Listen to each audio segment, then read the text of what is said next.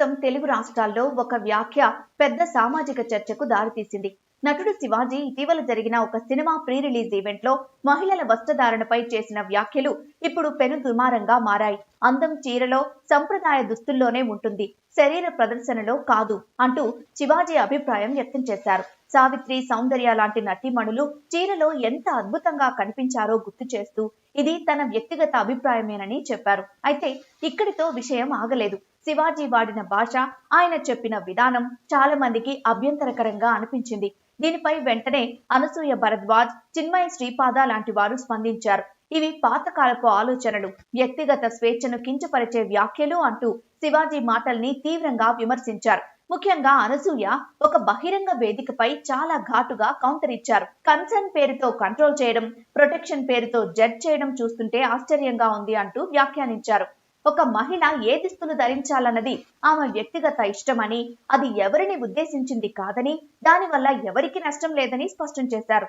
అంతేకాదు, అభద్రతా భావాన్ని మోరల్ పోలీసింగ్ గా మార్చడం మగతనం కాదు అంటూ శివాజీ వ్యాఖ్యలకు ఘాటు కౌంటర్ ఇచ్చారు.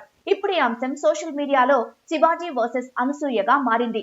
ఎవరిది కరెక్ట్, ఎవరిది రాంగ్ అన్న చర్చ జోరుగా సాగుతోంది. ఇక్కడ గమనించాల్సిన విషయం ఏంటి అంటే, శివాజీ కోణం ఒక సామాజిక దృష్టి. ఆయన అభిప్రాయం ప్రకారం ప్రదర్శనాత్మక దుస్తులు సమాజానికి తప్పు సందేశం ఇస్తాయనే ఆందోళన. పిల్లలు, యువతపై దాని ప్రభావం ఉంటుందని తన సామాజిక బాధ్యత కోణంలో చెప్పారు. ఇదే సమయంలో అనసూయ కోణం పూర్తిగా వ్యక్తిగత స్వేచ్ఛ. సమస్య దుస్తుల్లో కాదు, చూసే దృష్టిలో ఉందని ఆమె అభిప్రాయం. మహిళలను దుస్తుల ఆధారంగా జడ్జ్ చేయడం తప్పు అని ఆమె స్పష్టంగా చెప్పారు. నిజానికి ఈ చర్చలో ఒకరి మాట తప్పు, మరొకరి మాట సరైందని సూటిగా చెప్పడం కష్టం. ఎందుకంటే ఇద్దరి మాటల్లోనూ కొంత నిజం ఉంది. స్వేచ్ఛ అంటే బాధ్యత లేని ప్రవర్తన కాదు. అలాగే సంస్కృతి అంటే బలవంతపు నియమాలు కూడా కాదు. మహిళలకు తమ ఇష్టం ప్రకారం దుస్తులు ధరించే పూర్తి హక్కు ఉంటుంది. అదే సమయంలో సందర్భం, ప్రదేశం, పరిస్థితి అనుసరించి ఆలోచించాల్సిన అవసరం కూడా ఉంటుంది.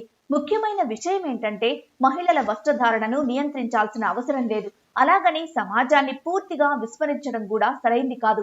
సంస్కృతి పట్ల అవగాహనతో వ్యక్తిగత స్వేచ్ఛకు గౌరవం ఇస్తూ ఈ చర్చ ముందుకు వెళ్లాల్సిన అవసరం ఉంది. లేకపోతే ఇలాంటి విషయాలు వివాదాలుగానే మిగిలిపోతాయి.